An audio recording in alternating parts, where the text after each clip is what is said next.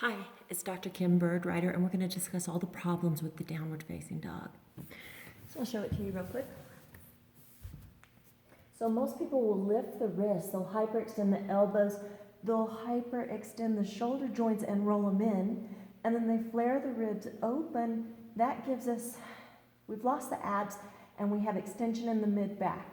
And then their hamstrings are tight, so they flex in the low back, and then they try to drive their heels down towards the floor because that's what they're cued to do. We have a problem at every single joint. Every joint is receiving a pain syndrome set up over time.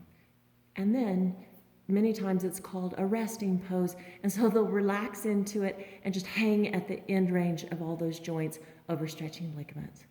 So we're going to talk about how to clean that up. Talk to you soon. Bye.